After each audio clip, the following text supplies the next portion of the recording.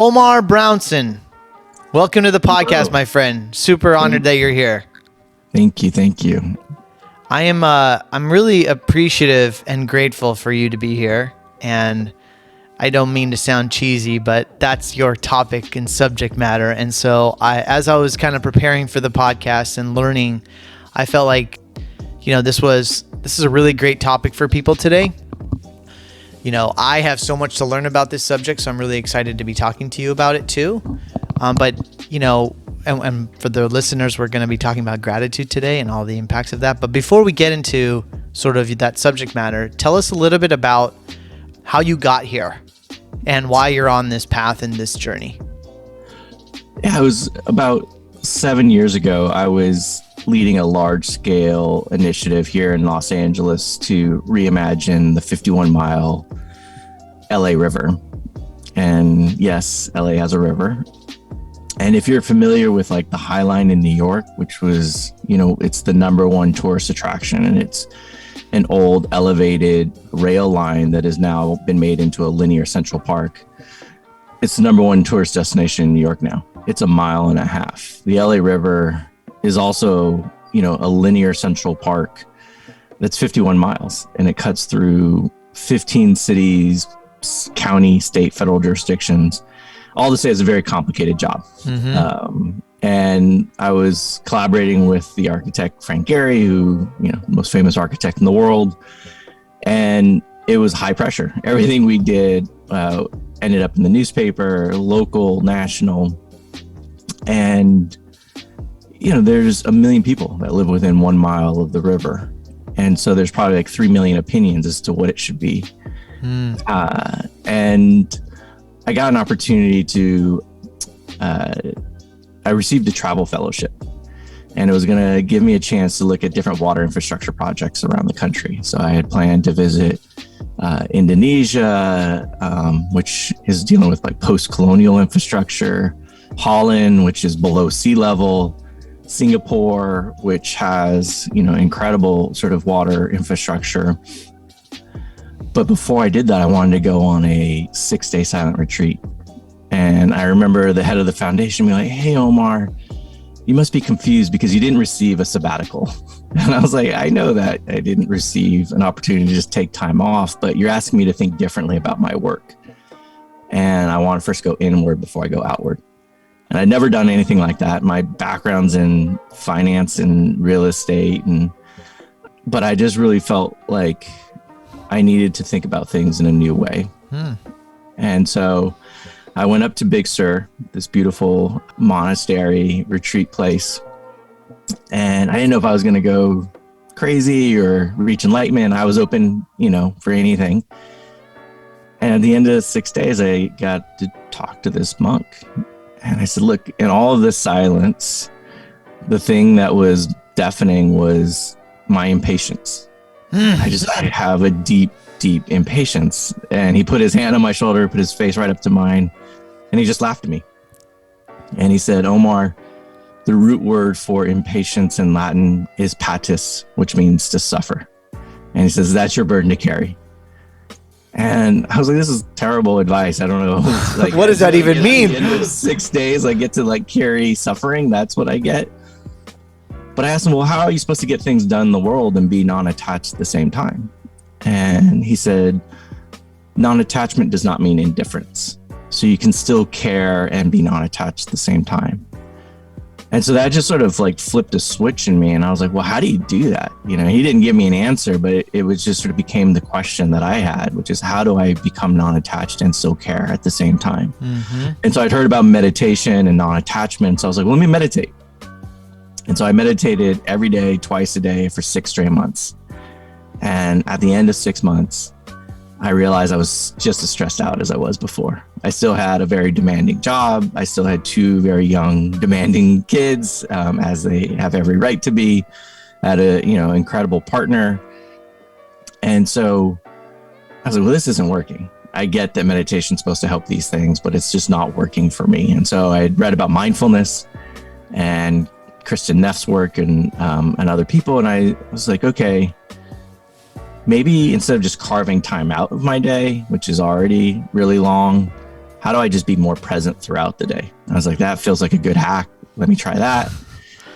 And it didn't really change anything. And then I stumbled into the practice of gratitude, and something like fundamentally shifted in me. I just learning to pause and notice the good in my life literally just started making me feel better.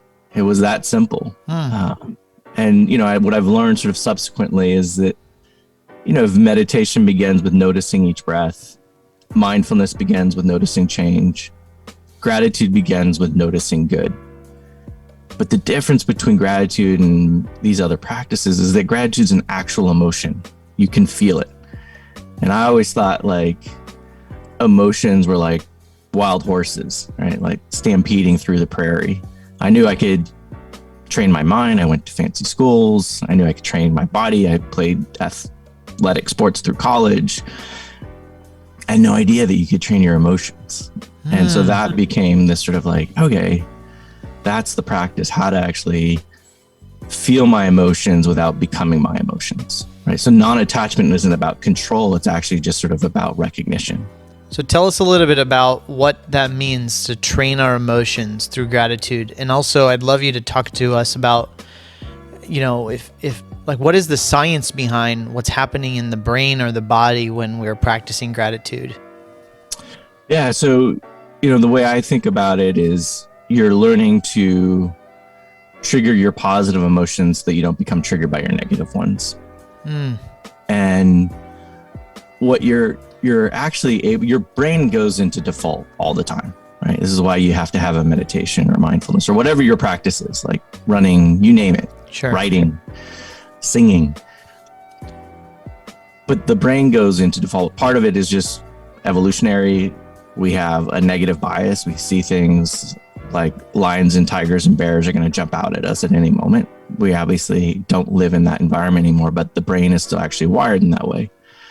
And so by triggering your positive emotions through the practice of gratitude, you're literally rewiring your brain. So the default mode isn't, I'm going to react with oftentimes fear. Sure. Or anxiety. I almost like to think of it as like creating a waiting room. It's like a waiting room for your emotions. And it's sort of like you let the emotion in. You're like, hey, do I want to let you really come in? Or am I just going to greet you and say, thank you for coming and now have a good day?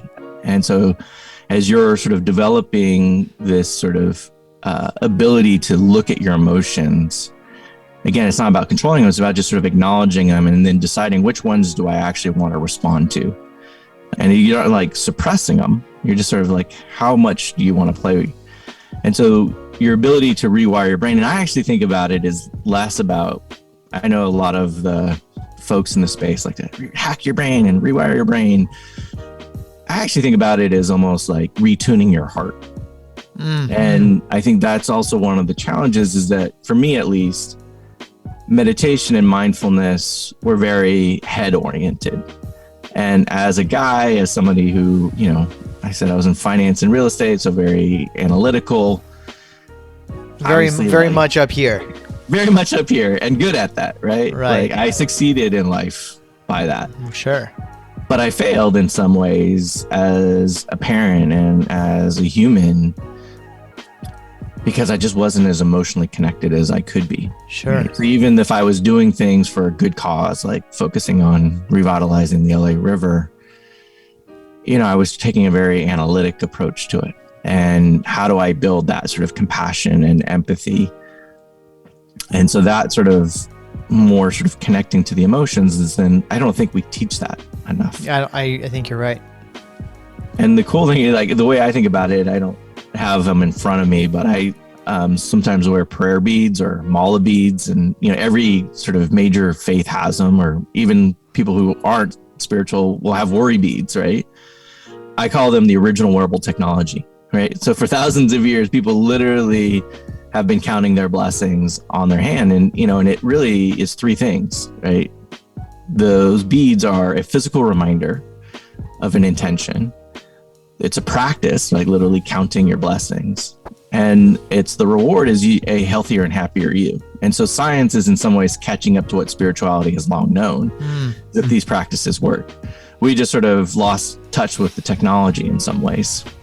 I think that you hit a chord with me when you said, we are often up here in our heads, right? We put a very strong emphasis on education and success and monetary growth and business success or career success, all those things. And as you were speaking, what showed up for me was that, I think you said it was more training for the heart more than even training for the mind. And I think, we hear this phrase a lot about like, what is your heart telling you? Listen to your heart, right? And I don't think we're very well trained for that. We don't even know how to listen to it. We're really just listening to what the thoughts are in our head. Yep. So I guess I want to ask you, tell us a little bit about what is a gratitude practice feel or look like? And then how can we connect more to our heart and learn how to listen to our heart? Yeah, so the simple definition for gratitude that I like to use is that gratitude makes visible what we value. And just that sort of pausing and noticing what is good, it's both the pause and the noticing that is, you're starting to sort of develop, I call it like emotional muscle memory, right? Like that ability to recall, oh, there's that emotion of gratitude. The saying in popular culture is pause to smell the roses, right? Right. It's not pause and look at the roses, right? It's actually pause to smell. And I think the reason why it's both pause and smell is that one, you're just taking time, right? But two, it's actually a sensory experience. It's an embodied experience. When you look at something, you can look at something with just your eyes and not your heart, right? But when you smell it, it's literally entering into you. And I think the other interesting thing about that sort of metaphor of pausing to smell the roses is that like you're literally doing nothing. The rose is doing all the work, right? The rose is beautiful. The rose has the amazing scent. All you're doing is actually pausing to acknowledge it, right? This is why gratitude and taking it all in. Right. That's why like the giving is receiving. Like you're giving a little bit of time to pause, but you're actually receiving the benefits of, in this case, the rose. As I've deepened into this practice, I'm now calling this sort of like second level of gratitude, fearless gratitude. So if gratitude is making visible what we value, fearless gratitude is helping us to see what we're blind to. What are we making invisible? And the things that we make invisible are often what we take for granted. Of course. And so when we take things for granted, sometimes we're just too busy. But I would argue that there's a lot of fear. So when we have fear for something, we kind of turn a blind eye to it. And when we turn a blind eye to it, then we're actually sort of detaching ourselves from something that's probably really important, right? Something that makes us very human. For me, I said, my impatience. Well, my impatience was really telling me was that I had an urgency to create the things I wanted to see in the world. But part of that urgency was fear, right? And part of that fear was like a needing to then control the unknown, the uncertain, right? When you're working on a project that's at the scale of 51 miles, you're trying to like think about the next 20 years of how people are going to live. And you're dealing with a tremendous amount of uncertainty, both everything from just what the design should be to the financing, the structuring of it, and just like the day-to-day impact on people's lives. And I was like, this is getting out of hand, right? Like I'm trying to like think about control at a regional scale of the second largest city in America. I've got to reset. And there's this great quote from Leo Tolstoy, and he says, everyone thinks about changing the world. No one thinks about changing himself. That's right. And I realized at the end of the day that if I really wanted to make the impact that I wanted to make in the world, it wasn't about what I could build. It was really about who I could be. And really to be sort of become more sort of present to just how am I showing up each and every day and each and every moment. I got so deep into this practice of gratitude that I ended up leaving my job which I was the founding executive director. So it's a big deal to leave, and obviously working on something that had, that sort of celebrity sort of, and just urgency and importance. I no longer wanted to move bricks and sticks. I really wanted to move hearts and culture. And I realized I had to begin with myself. And so really kind of opening up to that journey was crazy. And I'd shared my gratitude practice with a friend who happened to be the head of digital for the Oprah Winfrey Network. And he's like, I love how you talk about gratitude. Let's go build something. And we prototyped a bunch of things, iterated, and then ultimately ended up creating a gratitude app. And I remember at one point, I got upset with my oldest daughter and I yelled at her. And she's like, Daddy, you're building a gratitude app and you're yelling at me, right? It's just like straight to the mirror. Here's the mirror, Daddy. Yeah, exactly. I was like, ouch, no holds bar. And I took it. And the next day I was like, hey, hon, yes, I was yelling at you, but I feel like I'm way slower to anger than I've ever been in my life. Mm-hmm. And she took that. And the next day she came up to me and she's like, you know what, Dad, you actually are more patient. And so that Beautiful. Burden that the monk said that I had to carry, I didn't really actually have to carry it. Right. And I think that sometimes we assume that these fears or these emotions or these experiences that we have, that they're luggage that we have to keep carrying, and they really aren't. So let me ask you regarding, we talk about fear and anxiety and stress. When we do practice gratitude, are we neutralizing those feelings or are we eliminating them? That's a great question. I would say we're absorbing them. That part of it isn't about it's not about controlling your emotions. Okay. Like I said, I think the idea is how to feel your emotions without becoming your emotions in some way. So it's really about okay, I can feel this, but I don't have to become whatever that thing is. Right. So then it comes and goes. So it's like processing it faster, maybe, is a way to think about it. Fascinating. And so as you sort of process the emotions, then you're choosing how far do I really want to go? And it's important, part of why I think you start with gratitude is when you start any practice, you want to go running or whatever the thing is. As I said before with the mala beads, every practice needs a reminder, routine, and a reward. And gratitude, and we know that practices that feel good, you're more likely to sustain. Correct. Right? So if you were to start off with fearless gratitude, hey, I'm just going to jump into the deep end, I'm going to deal with all my fears and anxieties, you're probably not going to sustain that practice for very long, right?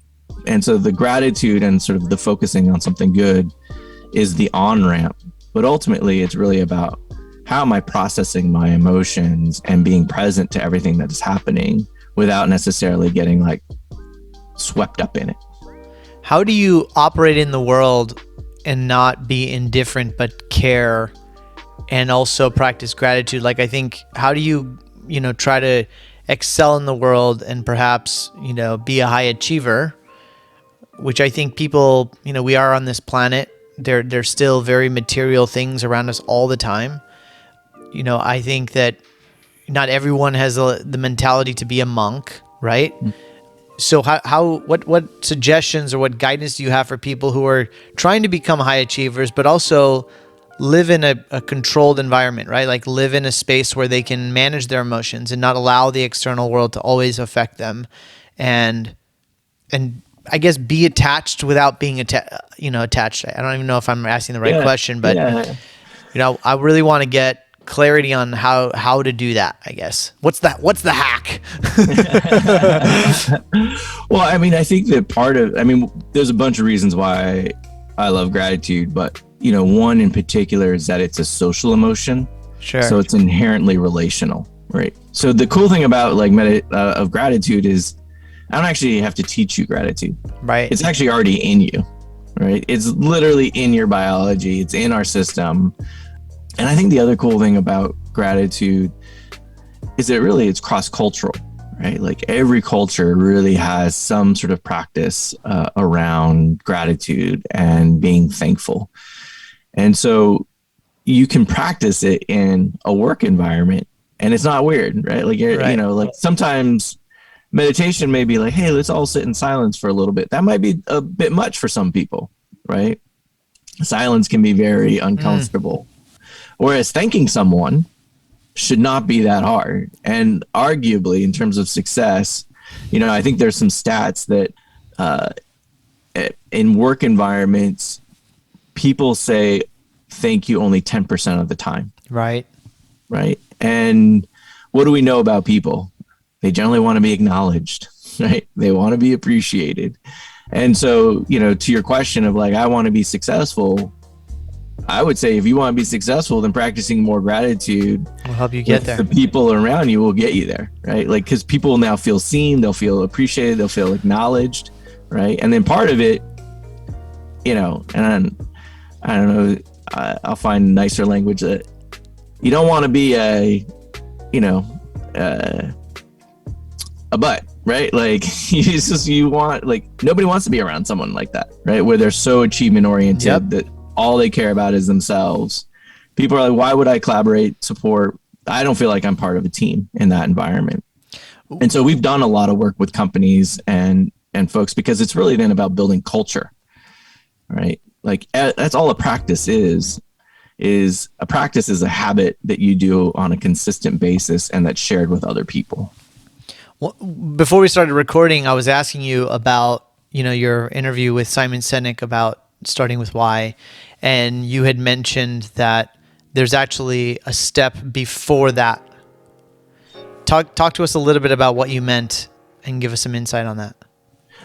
Yeah. So, I grew up in LA and I graduated, not to date myself, but I graduated high school in 1992.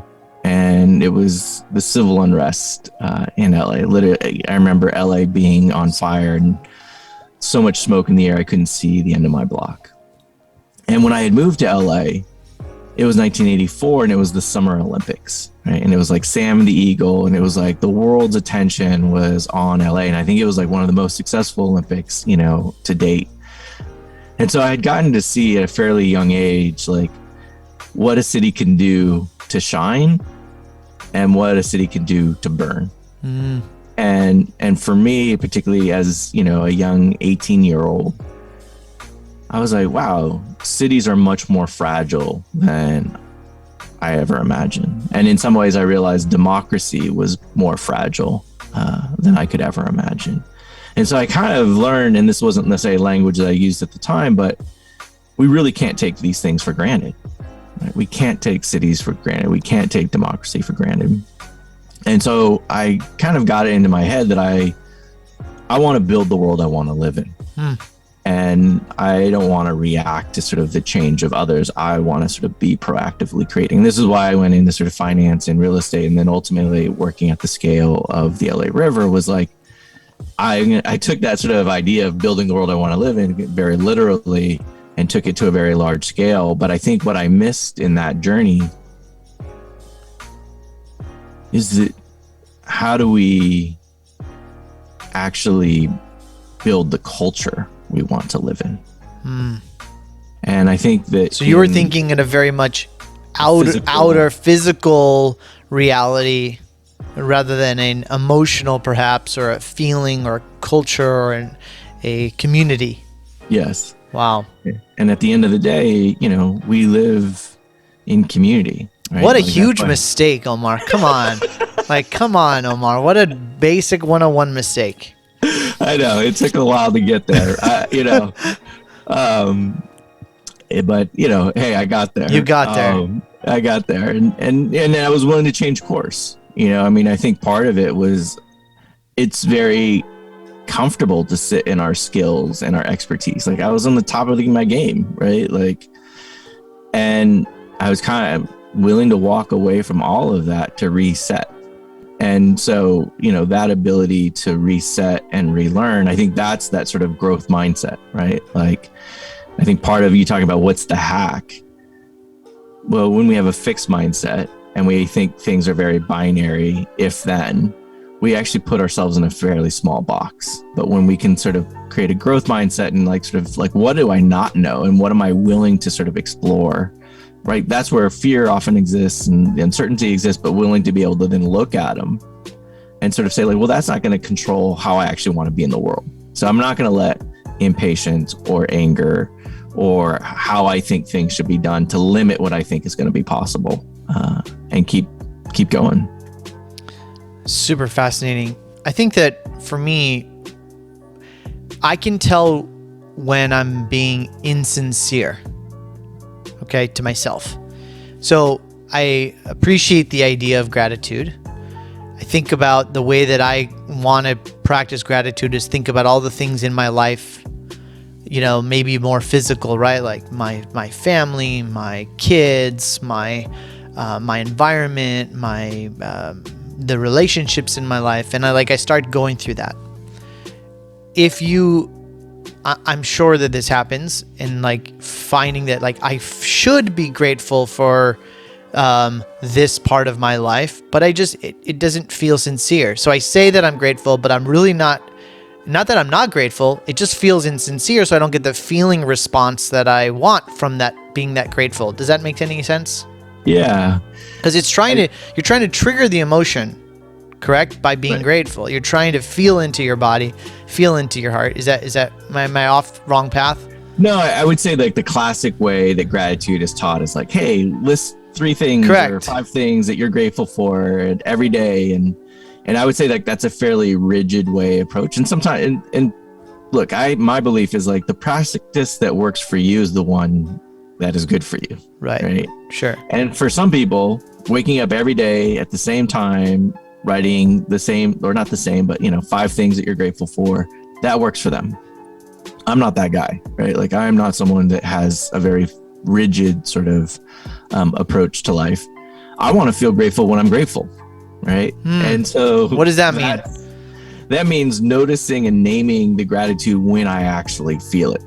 And that's creating that emotional muscle memory. And so then all of a sudden it's almost like it rises to the surface. So then it becomes easier to connect to in more and more experiences. And then over time, you just sort of realize you're able to name not just gratitude, but all the different emotions that you're feeling. Oh, this is joy. This is sadness. This is, beautiful. This is disappointment. This is anger, right? So that ultimately, I don't think gratitude is really about just sort of what am I grateful for? And getting into high vibe for it, perhaps. Right. I think gratitude is really about these are the whole range of emotions that I'm feeling. And this is what makes me very human. And so then all of a sudden, whatever the emotion is, oh, there's anger. I'm really mad. Right. But then all of a sudden you're not letting anger rule you. And that's because then you've rewired your brain. So gratitude is really just the on-ramp. It really, I wouldn't, maybe for some people it is the destination, but I think it's more, for me at least, how do I sort of connect to the full range of my sort of human expression? And ultimately, now I'm at a point in my life where, just as an example, I love to ski, or, growing up, I actually snowboarded more. But once my daughters got of age, I switched to skiing so I could learn with them. And I remember this was, a few years ago, we hadn't gone in a while. I went down a run, totally busted my knee, tore, my MCL. And this was on a 5-day ski trip, and it was day 1. I was oh man, this is, but I ended up still going out and watching my daughter ski every day. And I was this is a weird feeling, but I kind of enjoy watching them learning. And yes, was I a little disappointed that I wasn't out there as well? Sure. But I was actually really surprised by how excited I was to see them learn. And I wouldn't have gotten that experience had I just hit the slopes and they had stayed at the ski school. Sure. And so I think learning to sort of then how do I sort of just be present to what is happening in any given moment, not because I have this fixed mind of this is what a successful ski trip looks like. It looks like me getting to snowboard by myself all day and then reconnecting with my kids at the end and be how did ski school go? Right. One of the things that I'm hearing too is, I believe a lot in the law of attraction. And I think about there's seasons in my life where when I feel really in tune and I'm much, let's say, more aware about what's going on in my life or what's going on in myself. I almost see this serendipitous effect of the world. And I think if I'm hearing you right, when we can practice gratitude, and what I loved about what you said before was practicing gratitude is not just sitting for 25 minutes in the morning and practicing being grateful for the 30 things in your life. It's almost learning how to see every moment in our life as it's coming in, like in real time, focusing on the presence of it. Do you find the serendipity of the world when you're, I can just imagine that everything becomes serendipitous because you're just so aware and you're so present. I think it's kind of like a fun game now. Well, and that's what's kind of cool, right? Is that all of a sudden, because you don't have this like fixed logic if then mindset, you're open to new possibilities, right? And so I sometimes I have the I Ching, which is the book of changes, and I like to sort of open it up and sort of see what's possible. And it's this ancient, like, I don't know, it's like 2,000-year-old book, right? And I love that it's actually called the Book of Changes. And part of the way it's described is synchronicity, right? And synchronicity or serendipity, I like to think of as beautiful coincidence. Right. And so then all of a sudden, when things have this beautiful coincidence, you're like, oh, wow, never expected that, right? I didn't expect to go enjoy skiing because I busted my knee, right?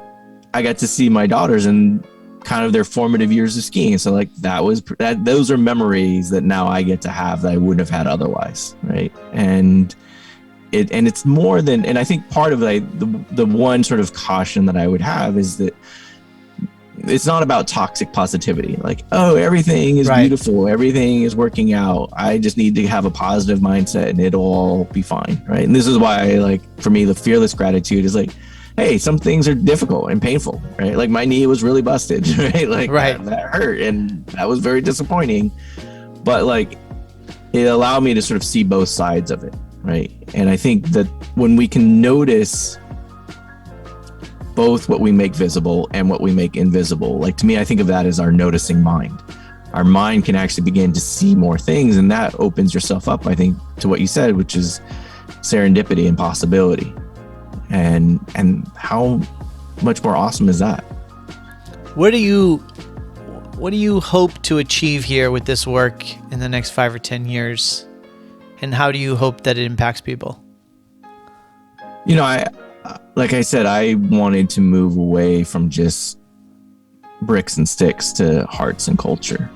And I've sort of realized that the change that I wanted to see in the world can kind of only move at the pace of my own inner transformation. Right? Like if you want to achieve something different in your life, it probably has something to do with some inner transformation that you need for yourself. And so that pace of change really is important. That's what Gandhi says, right?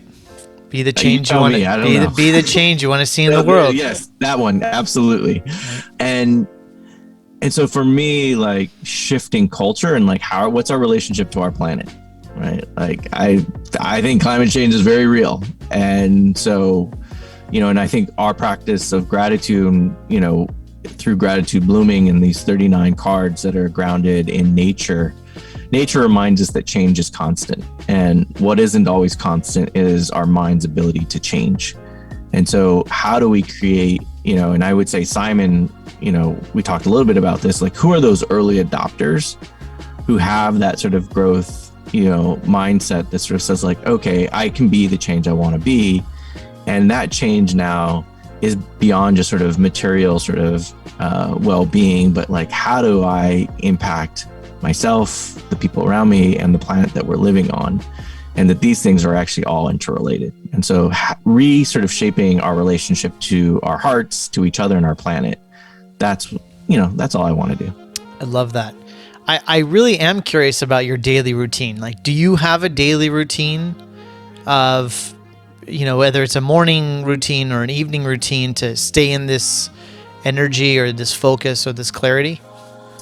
So I would say that my practice is fairly fluid and I'm pretty omnivorous, right? And so like sometimes I'm like, I need to go meditate. Like this is like, I really need to reset, and that's what I need to do right now. And sometimes it's like, oh, I need more physical movement in my life, and like prioritized physical movement. And I do Qigong, which is, sort of similar to Tai Chi, if folks are familiar with that. And it's that embodied experience, right? Like the physical movement and the physicality of it is actually it's much more grounding to me than just even the meditation sometimes. The thing I do every day, though, is before my daughters go to bed, we do prayers and gratitudes. And we've done it consistently for a very long time. In fact, I remember this was a while ago, but my daughters were, in trouble for something, and I was like, "You're going to bed tonight," and whatever, let some time pass. And then I go back in. I'm like, all right, well, we'll do gratitudes now. And they're hot, Dad, we did them without you. And so, it was awesome. I thought it was fantastic because they have ingrained it in their practice. And this is, I've got to figure out a better way to say this, but it's the saying that the only difference between wellness and illness is we versus I. And I think too often we take these practices as I practices when they really should be we practices. I love that. And when you create we practices, you're really then creating a culture and an environment that really supports you. So you're not alone. I hear that. I mean, you talked about it even in our businesses, right? Like if we really want to be grateful, then how do we bring people together in this? What are we trying to create instead of what am I grateful for? It's really beautiful. And then you're not, then you have support to sustain the practice, right? Because it's not you just doing it by yourself. So like in a company culture, like we've worked with leaders and now the team, like we've even had executives who've had that sort of difficult employee, right?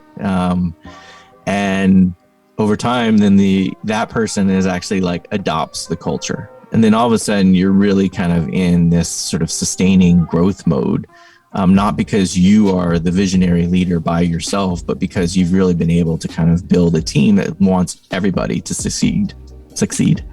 If I was a critic and I was like, Omar, you're nuts. Like I can't get to gratitude. I have so many things going on in my life. I'm stressed out. I'm wound up.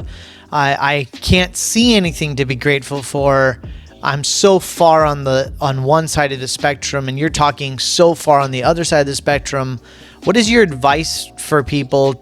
Like you just snap out of it, think positive, get your body moving. Sometimes that may not work, right? So what is your kind of advice for people to get into neutral rather than go all the way, right? Or what advice do you have for people? Yeah, I mean, for me, like I did try meditation and mindfulness and it didn't work, right? I was still stressed out. I was still sort of in that hyper achieve mode.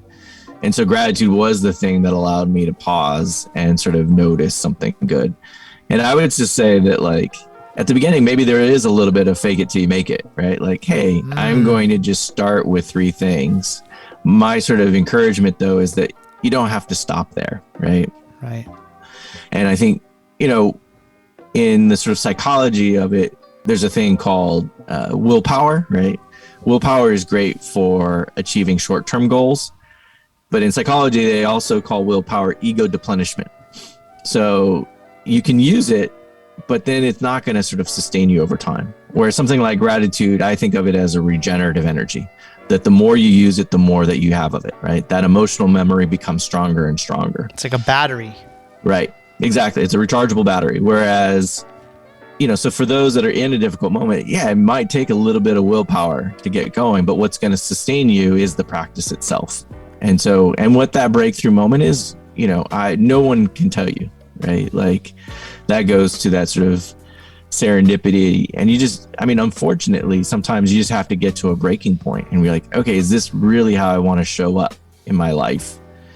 And at some point, like for me, I was like, and I think part of it is recognizing that some of these habits and emotions that we have are legacies of our parents and their parents. Sure, right? Sure. So in my I'm half Chinese American, 5th generation, and we didn't talk about emotions in our family.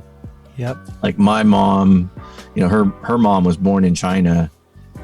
And my mom never heard the words "I love you," not because she wasn't loved. It just wasn't language that was used. And so part of it is giving ourselves a little grace. Again, we've talked about culture from sort of like our immediate, like our work environment, our family environment, but it's also generational, right? And culture is transmitted culturally over time. And so some of that is like kind of recognizing like, oh, I inherited some of this. And do I really want to pass this on? And that's for me, I was like, I want to break some of the cycles with my daughters. And, I want to be present in a way that maybe wasn't sort of achievable for my father or my mother because it wasn't achievable for theirs. Right. And that's then I think how we create that sort of ultimate larger cultural shift, is that we have to look ahead and sort of say like, okay, what do we really want to pass on?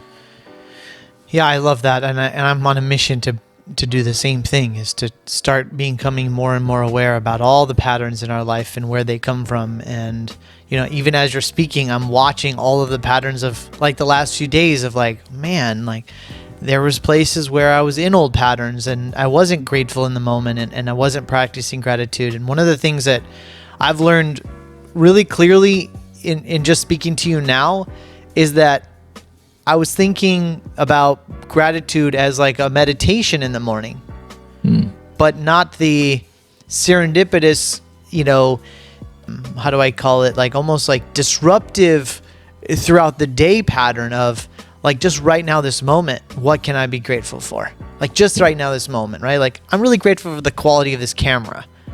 Like it's an amazing quality camera, like wonderful. And like, oh, I'm feeling a little bit confused by what Omar is saying. Like I can be grateful for that. Like there's more for me to learn. Like I think that's where I'm taking away from this, is to be, and what it's doing to me is making me more present, right? Yep.